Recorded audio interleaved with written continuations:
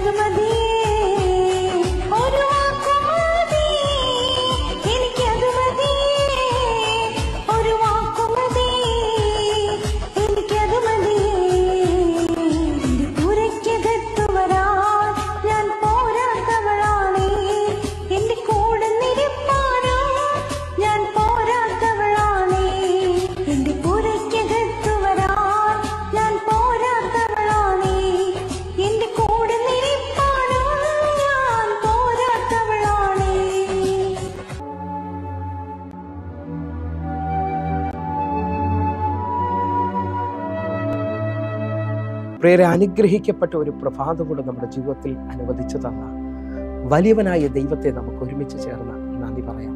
എത്ര പേർ പറയും, ഞാൻ നിന്നതല്ല, എൻ്റെ ദൈവം എന്നെ നിർത്തിയതാണ്.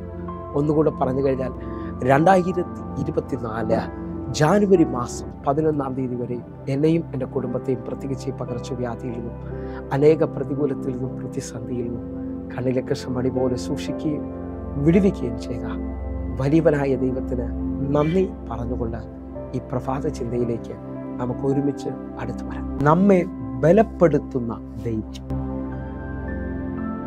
പ്രിയരെ, പ്രാരംഭവാക്യത്തിലേക്ക് 138-ാം സങ്കീർത്തനം അതിൻ്റെ 3-ാമത്തെ വാക്യം. ഞാൻ വിളിച്ചപേക്ഷിച്ച നാളിൽ നീ എനിക്ക് ഉത്തരമരുളി, എൻ്റെ ഉള്ളിൽ ബലം നൽകി എന്നെ ധൈര്യപ്പെടുത്തിയിരിക്കും. പ്രിയരെ, ഈ പ്രഭാതത്തിൽ നമ്മോട് ഇടപെട്ട അനുഗ്രഹിക്കപ്പെട്ട വചനത്തിനായി നമുക്ക് ഒരുമിച്ച് നന്ദി പറയാം. ഈ പ്രഭാതത്തിൽ നാം ചിന്തിക്കുന്നത് നമ്മെ ബലപ്പെടുത്തുന്ന ദൈവത്തെക്കുറിച്ചാണ്. ദാവീദ് തൻ്റെ സങ്കീർത്തനത്തിൽ എന്നെയും നിങ്ങളെയും ഓർപ്പിക്കുകയാണ്. ഞാൻ വിളിച്ചപേക്ഷിച്ച നാളിൽ എൻ്റെ ദൈവം എനിക്ക് ഉത്തരം തന്നു, എൻ്റെ ഉള്ളിൽ എനിക്ക് ബലം തരികയും എന്നെ ധൈര്യപ്പെടുത്തുകയും ചെയ്തിരിക്കുകയാണ്. വിശ്വസിക്കുന്നവരുണ്ടെങ്കിൽ നമ്മുടെ പ്രാർത്ഥനയുടെ മറുപടികൾ നമ്മെ ബലപ്പെടുത്തും, അല്ലെങ്കിൽ നമ്മെ ധൈര്യപ്പെടുത്തും. നമ്മുടെ കർത്താവ് ജീവിക്കുന്നവരാണെന്ന് നമ്മുടെ പ്രാർത്ഥനയുടെ മറുപടികളിലൂടെ നമുക്ക് പറയാനും നമുക്ക് തെളിയിക്കുവാനും കഴിയും. നിങ്ങൾ ശ്രദ്ധിക്കാമെങ്കിൽ ദൈവത്തിൻ്റെ ഒരു വാക്ക് നമ്മുടെ തളർച്ചയിൽ, നമ്മുടെ ബലമില്ലാതാകുന്ന അനുഭവത്തിനകത്ത്, വഴിയില്ല എന്ന് പറഞ്ഞുകൊണ്ട് തളർന്നു പോകുന്ന അനുഭവങ്ങളിൽ നമ്മെ ബലപ്പെടുത്തും. നിങ്ങൾ ശ്രദ്ധിക്കാമെങ്കിൽ ദാനിയേൽ പ്രവചനം 10-ാം അധ്യായം അതിൻ്റെ 18-19 വാക്യങ്ങളിലേക്ക്. അപ്പോൾ മനുഷ്യ സാദൃശ്യത്തിൽ ഉള്ളവൻ പിന്നെയും വന്ന് എന്നെ തൊട്ട് ബലപ്പെടുത്തി, എൻ്റെ പ്രിയ പുരുഷ, ഭയപ്പെടേണ്ട, നിനക്ക് സമാധാനം, ബലപ്പെട്ടിരിക്കുക എന്ന് പറഞ്ഞു. അവൻ എന്നോട് സംസാരിച്ചപ്പോൾ ഞാൻ ബലപ്പെട്ടു. യജമാനനെ, സംസാരിക്കണമേ, നീ എന്നെ ബലപ്പെടുത്തിയിരിക്കുന്നല്ലോ എന്ന് പറഞ്ഞു. ദാനിയേൽ പ്രവചനം 10-ാം അധ്യായം 18-19 വാക്യങ്ങൾ നോക്കുമ്പോൾ ദാനിയേലിനെ സംസാരിക്കാൻ പോലും ശേഷിയില്ലാതെ ദാനിയേൽ ബലമില്ലാത്തവനായി തീരുമ്പോൾ ദൈവത്തിൻ്റെ ദൂതൻ ദാനിയേലിനെ വന്ന് തൊടുന്നത് നമുക്ക് കാണാൻ കഴിയും. എന്നെ ശ്രദ്ധിക്കാമെങ്കിൽ ജീവിതം മുഴുവൻ അവസാനിച്ചു, മുഴുവൻ കണ്ണുനീരിലും വേദനയിലും ചിലവരെന്നെ ശ്രദ്ധിക്കുന്നുണ്ട്. ഞാൻ നിങ്ങളുടെ ആത്മാവിൽ വിളിച്ചു പറയുന്നു, മനുഷ്യർക്കാർക്കും ചെയ്യാൻ പറ്റാത്തതുപോലെ, ഒരു മാനുഷിക കരത്തിനും നിന്നെ ബലപ്പെടുത്താൻ പറ്റാത്തതുപോലെ ദൈവത്തിൻ്റെ ദൂതന്മാർ ഇന്നും നിങ്ങൾക്ക് വേണ്ടി വെളിപ്പെട്ടു വരികയാണ്. ദൈവത്തിൻ്റെ കരം നിങ്ങളെ തൊട്ട് ബലപ്പെടുത്താൻ പോവുകയാണ്. 1000 പ്രതികൂലങ്ങളുടെ നടുവിലും, 1000 തളർത്തുന്ന വാക്കുകളുടെ നടുവിലും ദൈവത്തിൻ്റെ ഒരു വാക്കോ, ദൈവത്തിൻ്റെ ഒരു സ്പർശനമോ നിങ്ങളുടെ ജീവിതത്തിനകത്ത് വെളിപ്പെട്ടാൽ ഇതുവരെയും കാണാത്തൊരു ബലം നിങ്ങളുടെ മേലിൽ വെളിപ്പെട്ടു വരും. ഞാൻ വിശ്വസിക്കുന്നു, ഈ പകൽ ചിലവരെ ദൈവം തൊട്ട് ബലപ്പെടുത്താൻ പോവുകയാണ്. ഹല്ലേലൂയ. 18-ാമത്തെ വാക്യത്തിൽ മനുഷ്യ സാദൃശ്യമുള്ള ഒരുവൻ വന്ന് ദാനിയേലിനെ തൊടുകയും ദാനിയേൽ ബലപ്പെടുകയും ചെയ്തത് കാണാൻ പറ്റും. അടുത്ത വാക്യം നിങ്ങൾക്ക് ശ്രദ്ധിക്കാമെങ്കിൽ 19-ാമത്തെ വാക്യം പറയുന്നു, പ്രിയ പുരുഷ, ഭയപ്പെടേണ്ട, നിനക്ക് സമാധാനം, ബലപ്പെട്ടിരിക്കുക. ഇതാ ദാനിയേലിനെ വാക്കുകൊണ്ട് ബലപ്പെടുത്തുകയാണ്. നമ്മുടെ ജീവിതത്തിൽ ബലം കുറയുന്നത് എപ്പോഴാണെന്ന് ചോദിച്ചാൽ നമുക്ക് മുമ്പിൽ ഭയം വെളിപ്പെടുമ്പോഴാണ്, സമാധാനം നഷ്ടപ്പെട്ടു പോകുമ്പോഴാണ്. എന്നാൽ എന്നെ ശ്രദ്ധിക്കുന്നവരെ, ഇന്ന് തമ്പുരാൻ എന്നോട് നിങ്ങളോട് പറയുന്നു, ഭയപ്പെടേണ്ട, സമാധാനത്തിൽ ഉറയ്ക്കുക, എൻ്റെ കർത്താവ് നിന്നെ ബലപ്പെടുത്തുവാൻ പോവുകയാണ്. ഹല്ലേലൂയ. ദാനിയേൽ കേട്ട വാക്കുകളിൽ ദാനിയേൽ ബലപ്പെട്ടു വരികയാണ്. എന്നെ ശ്രദ്ധിക്കുന്നവരെ, ഇന്നും ദൈവത്തിൻ്റെ ശബ്ദം ഈ മെസ്സേജ് പറഞ്ഞുകൊണ്ടിരിക്കുമ്പോൾ ദൈവത്തിൻ്റെ കരം ചിലവരെ തൊട്ട് ബലപ്പെടുത്തുകയാണ്. ഹല്ലേലൂയ. നിങ്ങൾ ഒന്നുകൂടെ ശ്രദ്ധിക്കാമെങ്കിൽ ഹല്ലേലൂയ, യായിറോസിൻ്റെ ജീവിതത്തിൽ മാനുഷിക വാക്കുകൾ യായിറോസിനെ തളർത്തിക്കളയുന്നത് കാണാൻ കഴിയുന്നുണ്ട്.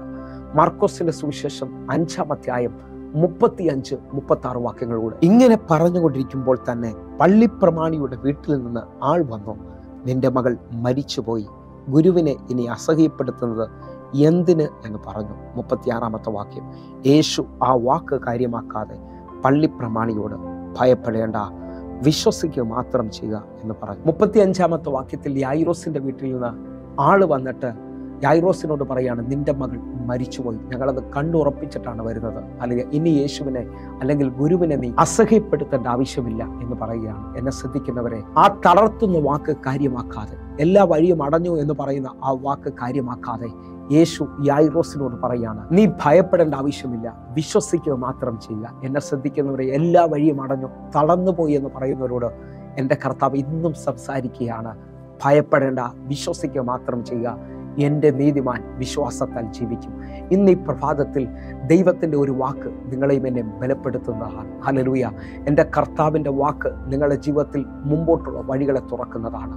ഈ വചനം സ്വീകരിക്കുന്നവരുണ്ടെങ്കിൽ, ദൈവവചനത്തിനകത്ത് ഒന്നുകൂടെ ആശ്രയിക്കാമെങ്കിൽ 119-ാം സങ്കീർത്തനം 105-ാമത്തെ വാക്യം പറയുന്നു, നിന്റെ വചനം എൻ്റെ കാലിന് ദീപവും എൻ്റെ പാതയ്ക്ക് പ്രകാശവുമാണ്. 107-ാം സങ്കീർത്തനം അതിൻ്റെ 20-ാമത്തെ വാക്യം പറയുന്നു, ഞാൻ എൻ്റെ വചനം അയച്ചവരെ സൗഖ്യമാക്കുകയും അവരെ കുഴിയിൽ നിന്ന് കരകയറ്റുകയും ചെയ്യും. വിശ്വസിക്കുന്നവരുണ്ടെങ്കിൽ ഇന്ന് വചനം അയച്ച് വഴി തുറക്കുകയും വചനം അയച്ച് നമ്മെ ബലപ്പെടുത്തുകയും വലിയ കുഴിയിൽ നിന്ന് കരകയറ്റുകയും ചെയ്യും. അങ്ങനെ വിശ്വസിക്കുന്ന ഓരോ ദൈവമക്കളും ബലത്തോടെ പ്രാർത്ഥിക്കുവാൻ തയ്യാറാണ്. എൻ്റെ ദൈവം എൻ്റെ കൂടെയുണ്ട്, എൻ്റെ ദൈവം എനിക്ക് വേണ്ടി ഒരു അത്ഭുതം ചെയ്യും, ഈ പകൽ എൻ്റെ അത്ഭുതത്തിൻ്റെ പകലാണെന്ന് പറഞ്ഞുകൊണ്ട് നമുക്ക് ബലപ്പെടാം. കർത്താവ് വലിയ അത്ഭുതം ചെയ്യട്ടെ. രോഗികൾ സൗഖ്യമാകുകയാണ് ഇപ്പോൾ തന്നെ.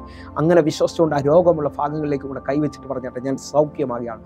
ബലപ്പെടുത്തുന്ന ദൈവത്തിൻ്റെ വാക്കുകൾ ഇപ്പോൾ നിങ്ങളുടെ മേളിൽ വെളിപ്പെട്ട് വരട്ടെ. നമുക്ക് ഒരുമിച്ച് പ്രാർത്ഥിക്കാം. ഞങ്ങളെ സ്നേഹിക്കുന്ന ഞങ്ങളുടെ നല്ല ദൈവമേ, എന്നെ കാണുന്ന ഓരോ മക്കളും ബലപ്പെടട്ടെ ഈ പ്രഭാതത്തിൽ. കർത്താവെ, ഇവർ എഴുന്നേറ്റ് പ്രകാശിക്കട്ടെ. ദൈവത്തിൻ്റെ കരം ഇവർക്ക് വേണ്ടി വെളിപ്പെടട്ടെ. കർത്താവെ, ഒരിക്കൽ കൂടെ ഓരോ മക്കളെ ഞങ്ങളുടെ കരത്തിൽ ഏൽപ്പിക്കുന്നു. യേശുവിൻ നാമത്തിൽ ഞാൻ പ്രാർത്ഥിക്കുന്നു. കേൾക്കണം പിതാവേ. ആമേൻ. പ്രിയരെ, ഈ പ്രഭാത സന്ദേശം നിങ്ങൾക്ക് അനുഗ്രഹമാകുന്നുവെങ്കിൽ നമ്മുടെ യൂട്യൂബ് ചാനൽ സബ്സ്ക്രൈബ് ചെയ്യും, ഫേസ്ബുക്കിലേക്ക് നിങ്ങൾ ജോയിൻ ചെയ്യുകയും ചെയ്യണമെന്ന് ഓർപ്പിക്കുന്നു. അതേപോലെ തന്നെ എല്ലാ ദിവസവും ഇന്ത്യൻ സമയം 6 മണിക്ക് നമുക്ക് സൂമിൽ ആരാധന നടക്കുകയാണ്.